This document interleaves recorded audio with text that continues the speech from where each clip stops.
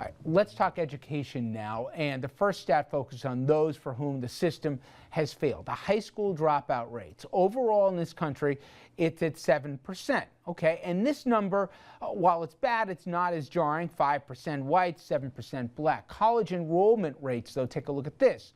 Again here, not a huge disparity, 41%, and overall, whites at 43%, blacks at 38%. However, when you look at who is college ready here, there was a stat that came out of New Jersey, out of Camden, out of the school district, that there were only 3 college ready kids in that district. And Ron, I ask you, there's so many things to support. It's TV, it's the sound bites, unfortunately, but if you could wave a wand and change one thing, would it be the funding? Would it be the parents? Would it be the kids themselves here? What is the one thing, if you can change, and you can't change everything, that would make a material difference in the kids that you'll turn out and produce from your schools? Bottom line, the parents. Because whatever went on in Camden, the parents have let it get to that point. School board, whether it's appointed by the state or whatnot, you have to stand up and that say something. But obviously that's, you force me, to put it that way. It's more than one thing. See, we can't have one silver bullet and change education. And that's why it will never be one thing. That's why people can say, oh, in New York we're putting more money, we spend more money, but look at where our results are. It is not one thing. Do we need funding? Absolutely. Do we? And I know you think charter schools, we've talked about this before, aren't the answer either.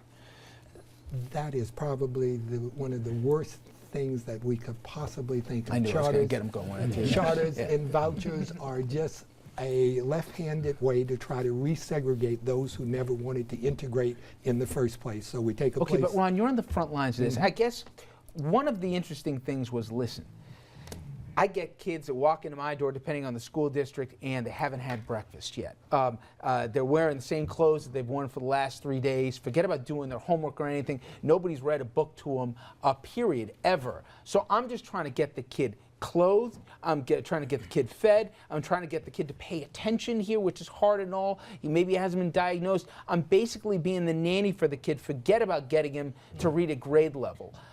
Some have suggested trying to get intervention even earlier in the kids, but some have said, schools, I got problems where I got 30-something kids in a class. How am I supposed to do that? I know it's an overwhelming issue to just, pretend there's a silver bullet, like you said, but how do you fix it so 10 years from now we're not having the same exact conversation? Because, Rich, I've said it and I'll keep repeating it until I pass on. At the root of the situation is poverty.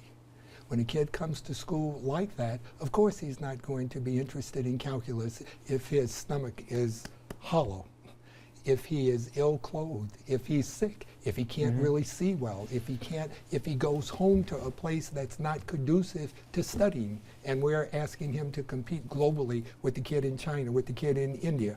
If his textbooks are out of date, if he's not hooked up to the internet, if the only internet he sees is at school but he doesn't have it at home, if education is not a family value where time is taken out in the evening, you should not be downstairs until 1 o'clock in the morning trying to become Michael Jordan, but you should be upstairs studying so you can become how do we get someone there? else.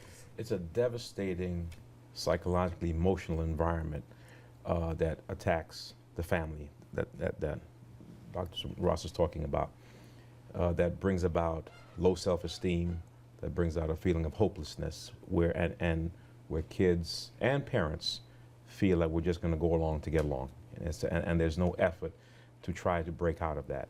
I speak from personal experience. I came up in the Dade County, Miami, Florida public school system, and I can vividly remember going through the 10th to 12th grade every year, going to summer school to move on to the next grade. And I realized when my mother sent me north after the McDuffie riots, because my main thing was to go out and throw Molotov cocktails and stuff like that. I didn't know the Lord then. But then she sent me north, and when I got to New York City and got a job, and by the grace of God was able to get gainful employment, coming to realize that education was the key. I was able to ascertain an associate's and then a bachelor of science degree, and then go on to seminary while maintaining gainful employment. That's my story, because I got to the front line to realize that this is an adult world. and I had to grow up at 19 and be on my own. I guess that's what Dr. Bartlett was saying as well. But until then, it was just no way out. I mean, I gravitated to what came easy, basketball, hanging out with my friends. I did not gravitate to school because I felt I could not master that from that aspect. That's the problem now, Richard. And see, now I'm at the point, I've tried to be calm and cool this entire hour. Now I'm at the point where I'm ready to start banging my head on the table. Because, frankly, if we're going to be honest about this, we can't blame white people for every problem in the black community.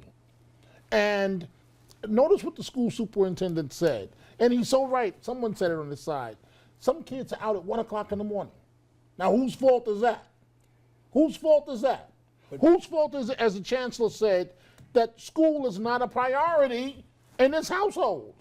Because we all know around this table, if the parent truly cares, that kid is going to make it through school.